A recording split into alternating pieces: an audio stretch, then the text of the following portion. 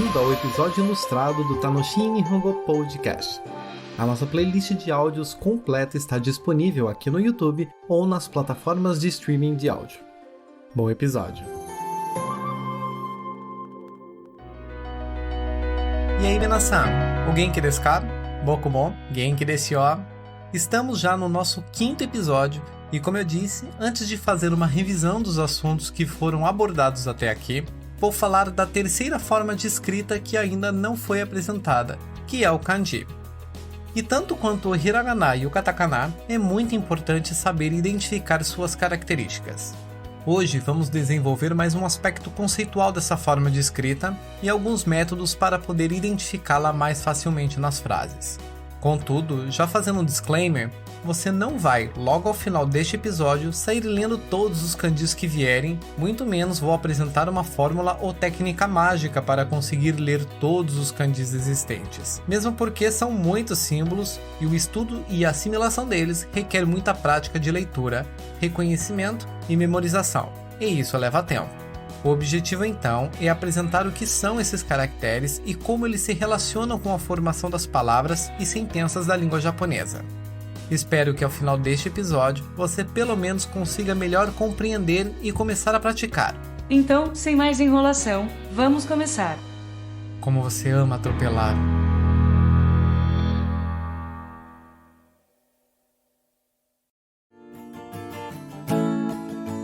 Vamos começar pelo conceito mais básico possível, que vem através da simples pergunta: o que é kanji? Mas até antes de falar do que é interessante saber de onde ele se originou.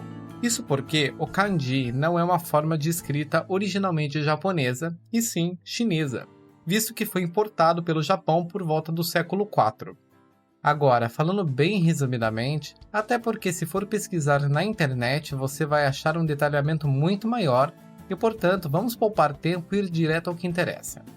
Os kanjis são caracteres utilizados na língua japonesa para descrever principalmente ideias, que são incorporadas à forma de escrita das palavras. E diferentemente dos silabários hiragana e katakana, que são caracteres que apenas descrevem os fonemas das sílabas, ou seja, representam graficamente o som, que já discutimos no 2º episódio, o kanji transmite o significado de uma palavra inteira, por exemplo.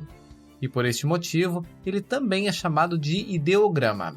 Podemos fazer um paralelo com os hieróglifos do Antigo Egito, que eram símbolos usados para descrever as situações do cotidiano da época.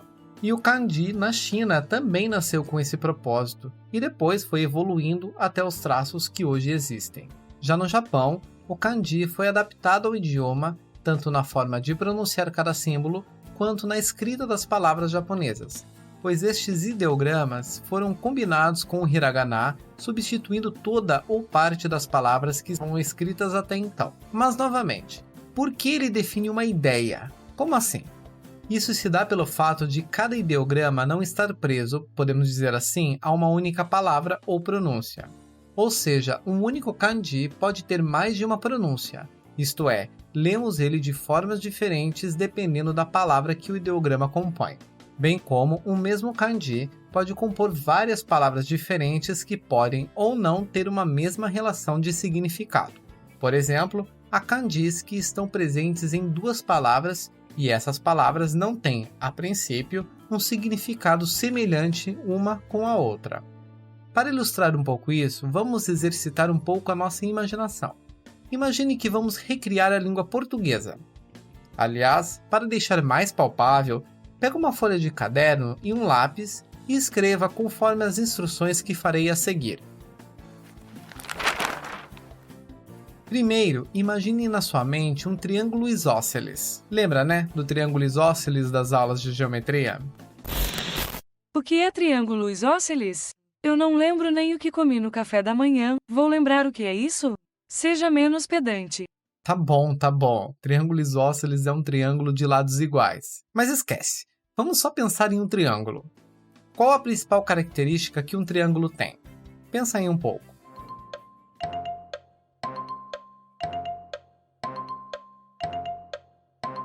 Pensou?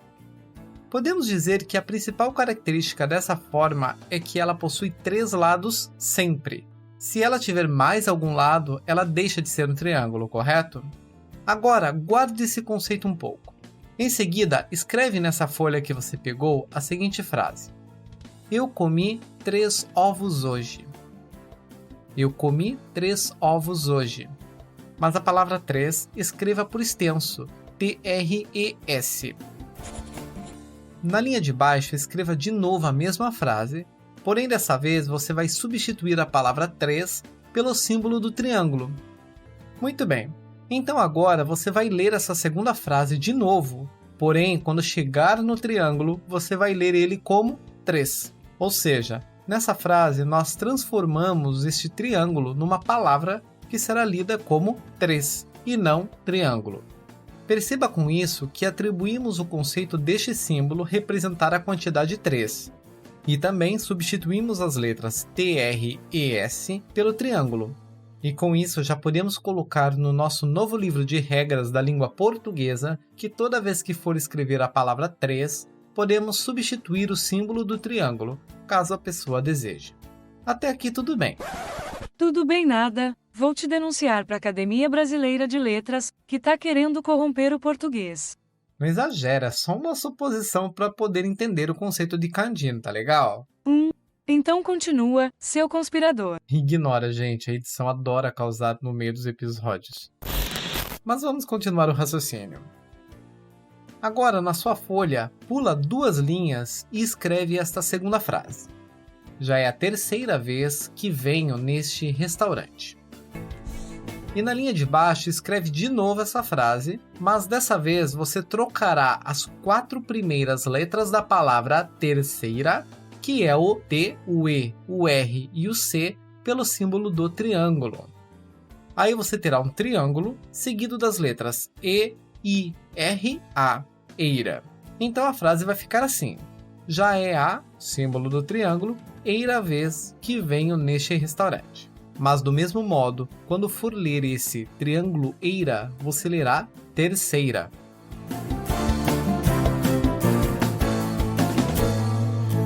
O que fizemos aqui? Pegamos um símbolo que representa para nós a ideia de 3, visto que o triângulo tem 3 lados, como eu já disse, e por conta disso atribuímos o símbolo do triângulo tanto à própria palavra 3, quanto a outras palavras que remetem à ideia do número 3, como foi a palavra terceira. Porém, nesta segunda palavra, ao invés de substituir a palavra inteira, eu substituo uma parte dela apenas. Deu mais ou menos para entender essa situação? Eles entenderam, viu, edição?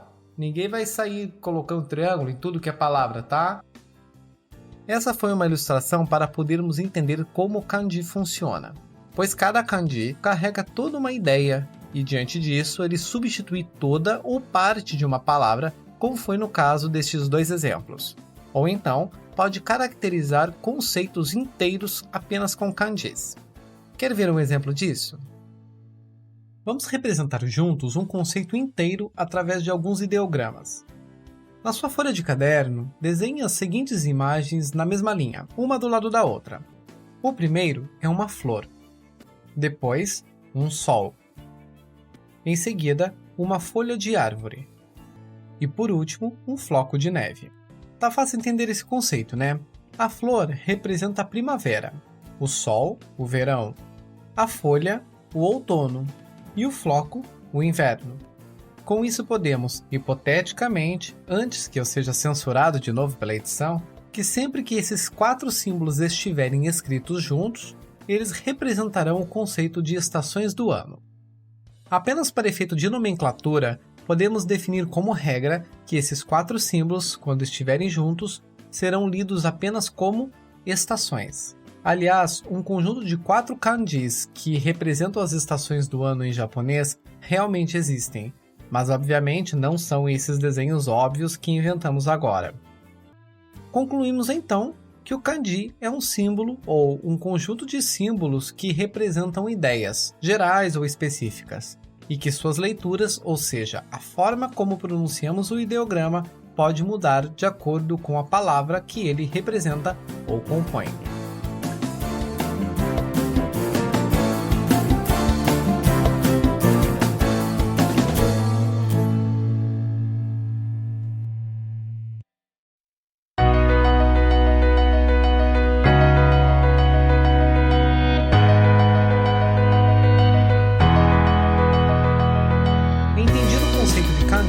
qual a sua função, cabe salientar que no total são mais de 5.000 kanjis existentes. Porém, no sistema educacional japonês são definidos 2.136 kanjis como oficiais, ou seja, ideogramas a serem utilizados em textos oficiais, imprensa, editores e demais meios de difusão da língua escrita japonesa. Os japoneses aprendem essa quantidade de kanjis ao longo de toda a educação formal, sendo os primeiros 1.026 kanjis durante a educação primária e os outros 1.100 até o final do ensino médio. Não tá fácil para ninguém. A única diferença é que eles aprendem ao longo de 11 a 12 anos, enquanto que para nós é de paulada mesmo, não tem como escapar. O melhor é se fazer aceitar e achar formas de aprender essa escrita. Mas para começar a facilitar o entendimento dos kanjis, podemos entender como eles são classificados. Existem 4 tipos de kanjis. O primeiro tipo de kanji é o hieróglifo, ou kanji pictográfico, que são os ideogramas que se originaram de figuras ou desenhos de objetos e fenômenos do cotidiano. Exemplificamos esse tipo com os 3 símbolos a seguir, sendo o primeiro que representa a palavra montanha, o kanji yama, o kanji que representa o rio, que é o kawa, ou o que representa a chuva, ame. Note que eles simulam as formas deles. O segundo tipo é o do kanji abstrato, que é derivado de símbolos e sinais, e representam coisas menos palpáveis como sentimentos, números, ideias e etc. Coisas que não são materializáveis. Por exemplo, os kanjis referentes aos números, pois apesar de atualmente os japoneses utilizarem os mesmos símbolos numerais usados no ocidente, ainda há muitas situações que os kanjis referentes aos numerais ainda são usados. Veja como exemplo os kanjis para os números 1, 2, 3, 4 e 5, ao qual já vimos são lidos como ichi, ni, san, yon, go. Alguns outros exemplos desse tipo de kanji são os kanjis que significam o símbolo para cima, que se lê ue, e o kanji que significa para baixo, que se lê shita. Agora, quanto aos 2 outros tipos de kanjis, são definidos como kanjis complexos, pois são símbolos formados a partir de outros kanjis mais simples, como por exemplo, há o kanji de árvore, ao qual lemos como ki, e seus traços se originam do formato de uma árvore. Por isso, ele é um kanji hieróglifo. Porém, há o kanji hayashi, que significa bosque, ao qual perceba que é o kanji de árvore escrito 2 vezes. Outro exemplo é o kanji que representa a ideia de akarui, que significa brilhante ou claro, e é a junção dos kanjis de sol e lua.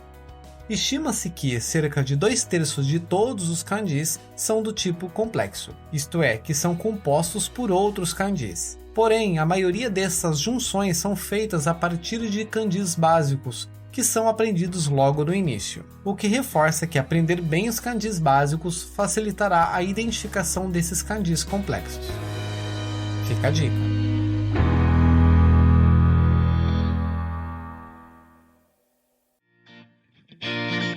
Até aqui, já entendemos que os kanjis são figuras que representam ideias e por isso têm flexibilidade ao representar palavras inteiras e compor partes de palavras. Vamos lembrar também do que falamos no segundo episódio desta série, o qual as palavras são compostas por fonemas, ou seja, as sílabas. Através dessas 2 afirmações, vamos falar sobre a leitura fonética dos kanjis. Pelo fato do kanji não estar preso a uma única palavra, visto que, como eu disse, ele transmite ideias, e ideias são bastante amplas, temos que um único símbolo de kanji pode ter várias leituras diferentes, ou melhor dizendo, vários sons fonéticos diferentes. Vamos exemplificar com o seguinte kanji. Esse primeiro símbolo retangular com um risco no meio é o kanji que transmite a ideia de sol, por isso dizemos que ele é o kanji de sol. Em outras palavras, sol é a ideia básica que ele passa. E fazendo um parênteses aqui, é muito comum quando vamos nos referir a determinado kanji, nós usarmos expressões como esse é o kanji de sol, esse é o kanji de lua, ou esse é o kanji de água. Isso quer dizer que o kanji tem uma ideia básica geral atrelada a ele, ou uma ideia raiz. mesmo ele estando dentro de uma palavra que, a princípio, não tenha grande relação com a ideia raiz desse kanji. Esse parênteses é somente para ilustrar como costumamos nos referir aos kanjis. Pois bem, voltando ao kanji de sol, ele, quando está sozinho, ou seja, não atrelado a nenhum outro símbolo, tem a leitura ri, como significado de sol mesmo, ou até mais comumente usado para significar dia. Podemos até facilmente entender o porquê as associações entre dia e sol, não é mesmo? Mas esse kanji vai mudar como o lemos quando ele compõe a palavra que significa Japão, por exemplo, que o lemos como Nihon. Nihon. Então note que a forma escrita de Nihon é uma palavra composta de 2 kanjis, sendo o primeiro kanji de sol. Porém, esse símbolo agora leremos como Ni e não Ri. Afinal, o Japão não é Rihon e sim Nihon. E, inclusive, você possivelmente já sabe ou já ouviu falar que o Japão é a terra do sol nascente. E por isso esses 2 kanjis para referir o nome, sendo o primeiro sol, como já vimos, e o segundo kanji, o Hon, que tem a ideia de origem. Logo, origem do sol, ou como dizemos, sol nascente. Até aqui, já temos então 2 leituras para este kanji. A primeira, Ri, para sol, e quando ele compõe a palavra Japão, tem a leitura Ni, tornando-se Nihon. Em seguida, vamos ver a palavra domingo, que possui 3 kanjis, em que o primeiro e o último kanji é o mesmo kanji de sol, mas aqui leremos cada kanji de formas diferentes. Domingo em japonês é Nichiyoubi. Nichiyoubi. O primeiro kanji de sol é lido como Nichi. Nichi. O kanji do meio, que não vamos entrar em detalhe agora, se lê Yo. Yo. E o terceiro kanji, que também é o kanji de sol, o leremos como Bi. Bi. Logo teremos Nichi, Yo, Bi. Nichiyoubi. Então vamos nos organizar de novo. Até agora identificamos 4 leituras para o mesmo kanji. A leitura Ri, de sol, a leitura Ni, em Nihon, e as leituras Nichi e Bi, em Nichiyoubi. E para aumentar mais um pouco a angústia que você está sentindo neste momento, sim, pode parar de balançar a perna, isso é ansiedade. Mas calma, respira que essa angústia passa. Diante disso, para facilitar a nossa vida, temos a palavra Kyujitsu. Kyujitsu, que significa feriado. Esta palavra é composta por 2 kanjis. O primeiro referente a descanso, que também não vem ao caso detalhar o significado agora, e o segundo kanji de sol, porém agora a leitura dele será Jitsu. Jitsu, formando Kyujitsu. Nesse momento a gente pega os livros, caderno, mesa e joga tudo pro alto.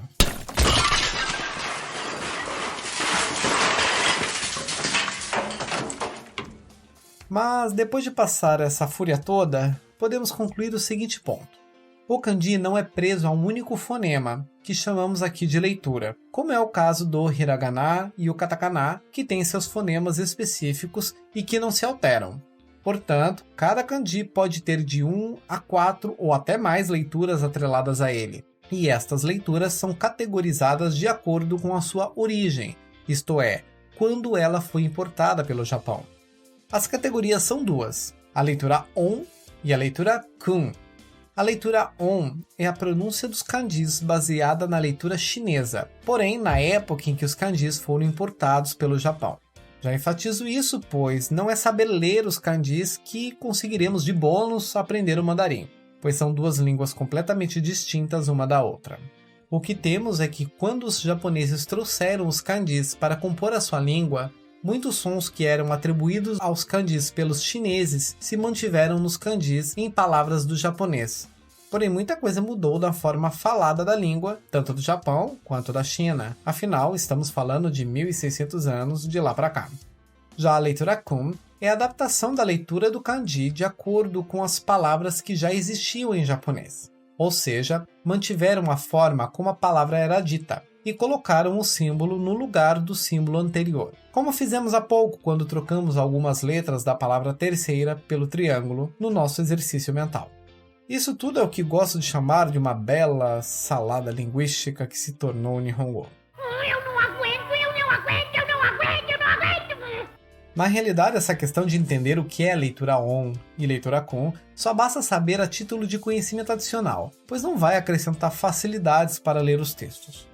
A procura para identificar se a leitura é chinesa ou japonesa não é usada na prática e só vai deixar as pessoas mais confusas quando for estudar. Ou seja, posso jogar tudo isso que falou no lixo, já que fez as pessoas perderem tempo de suas vidas. Não é bem assim também. Essas informações são bases conceituais que, inclusive, em livros didáticos são encontrados. E já deixo explicado para que, caso se depare com essas informações, ninguém fique sem saber o que é.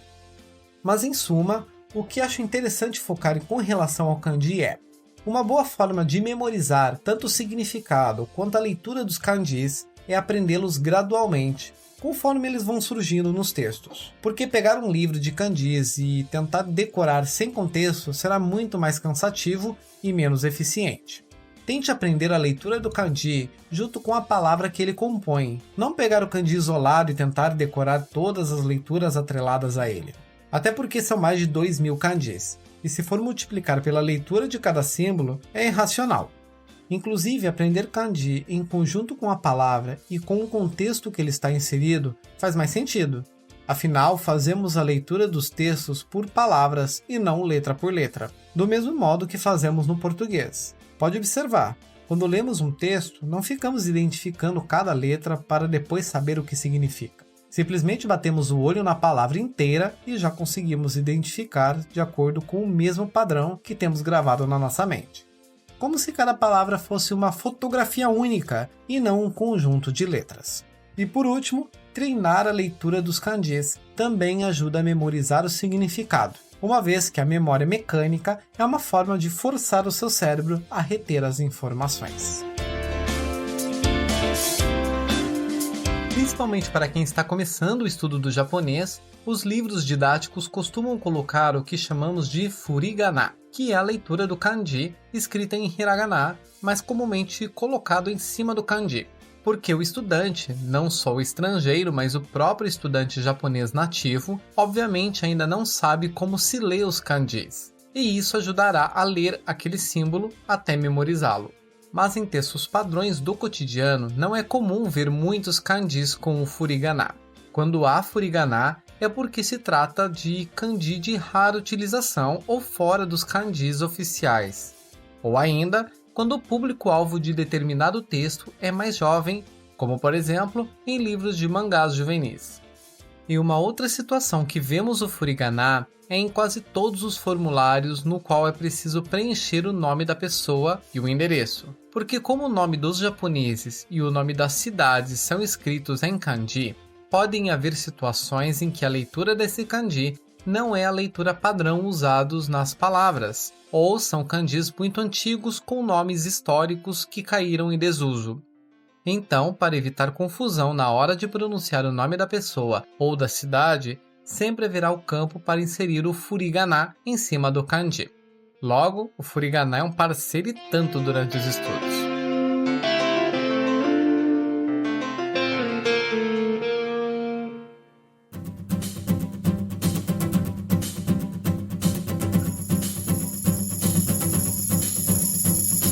Falando agora sobre a escrita dos kanjis, há desde kanjis bem simples, com alguns dos exemplos que já foram citados, com 2, 3 traços, e outros com 10, 15 ou até mais. E devido a essa complexidade, existe no idioma uma ordem de traços definida para a escrita do kanji.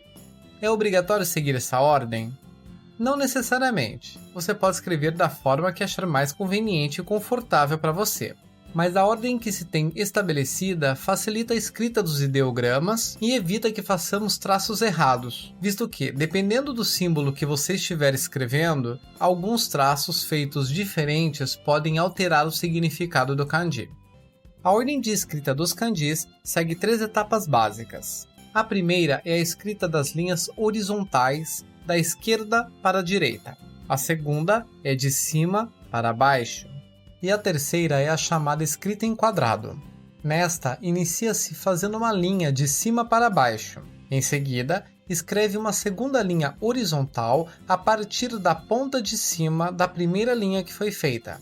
E sem tirar o lápis do papel, já faz uma linha vertical paralela à linha anterior. E por último, finaliza escrevendo a linha de baixo, ligando essas duas linhas verticais, formando assim um quadrado. E aliás, essa escrita em quadrado é muito utilizada, pois há vários kanjis que contêm esse formato básico. Outro ponto é que as duas primeiras etapas não são necessariamente nessa ordem. Há kanjis que há traços iniciados de cima para baixo e em seguida da esquerda para a direita e vice-versa. E a escrita se prossegue podendo alternar entre elas. Tudo vai depender do kanji em si.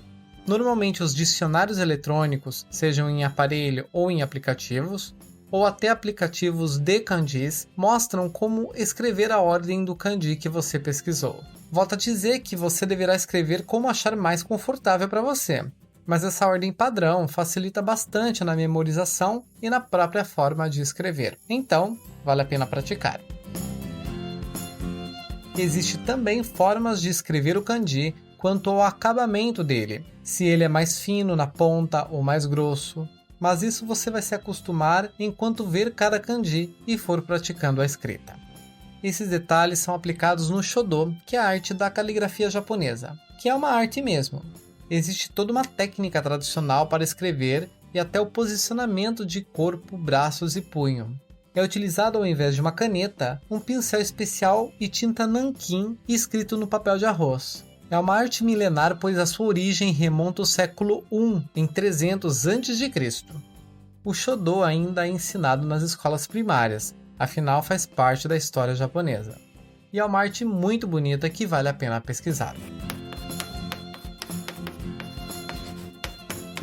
Ainda quanto aos traços e formas dos kanjis, como disse no início, os kanjis são classificados em 4 tipos: hieróglifos, que são derivados de imagens, os abstratos, que representam coisas não palpáveis, e os 2 últimos tipos definidos como complexos, que são junções de outros kanjis menores e que compõem a maior parte dos kanjis. Uma das formas que auxiliam a memorização desses kanjis complexos é identificar suas partes iniciais ou suas origens, que chamamos de radicais. Radicais, em boa parte das vezes, são kanjis mais simples que compõem vários outros kanjis e que podem ou não dar um significado original daquele kanji complexo. Eu sei, tá complicado entender definindo assim, mas vamos ao exemplo que ficará mais claro. O primeiro kanji, que tem o significado de água quente. O segundo, que tem o significado de lavar ou que se lava. E o terceiro, que tem o significado de mar. Perceba que os 3 kanjis possuem à sua esquerda os mesmos 3 traços. Este traço que se repete é um radical, o qual remete ao significado de água. Assim sendo, perceba que os 3 kanjis têm relação com água, direta ou indiretamente, sendo água quente, lavar, ao qual se usa água, e mar. Vejamos os próximos 3 kanjis. O primeiro, que tem o significado de horas. O segundo, que tem o significado de claridade, ou até de amanhã, e o terceiro, que tem o significado de ontem. E note agora que o radical deles é o kanji de sol, o qual transmite para esses kanjis o significado referente ao tempo transcorrido ou a transcorrer.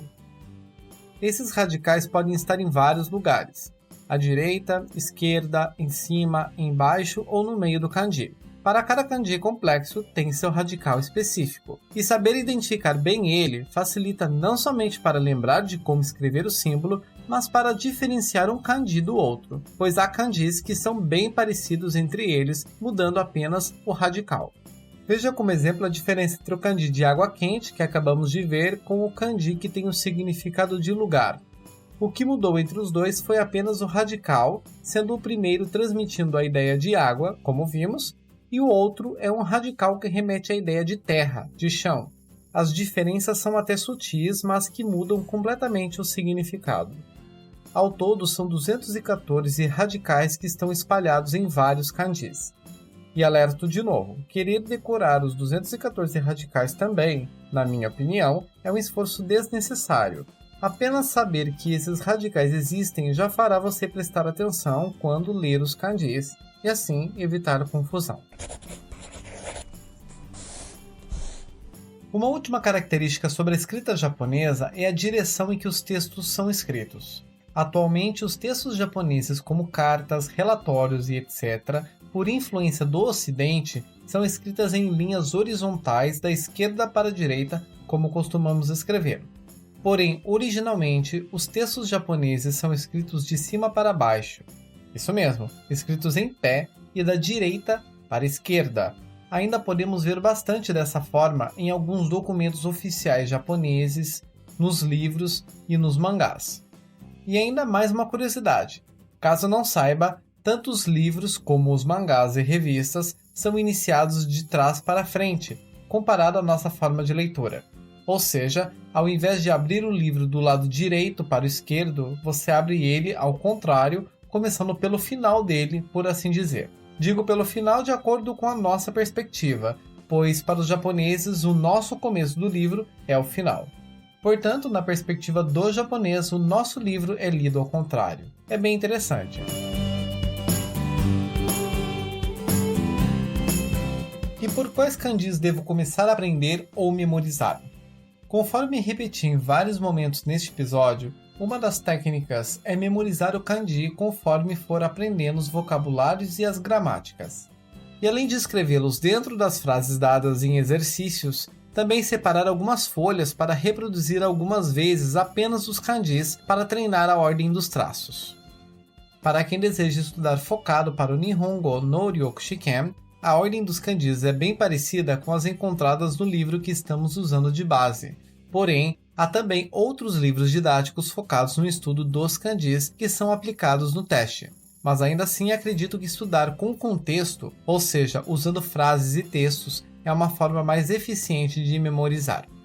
Se tiver um maior tempo disponível, faz algumas buscas na internet por algumas frases com as palavras que você aprendeu e, além de ler em voz alta, deixar escrito em um caderno para você revisar ou até inserir em um aplicativo de repetição espaçada como o Anki e, obviamente, rever com frequência. Lembre-se do nosso mantra: Nankai mo renshū shiyō. Vamos treinar várias vezes.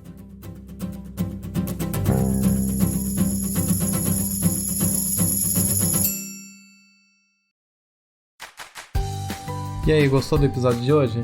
Então, deixa seu like e compartilhe com seus amigos.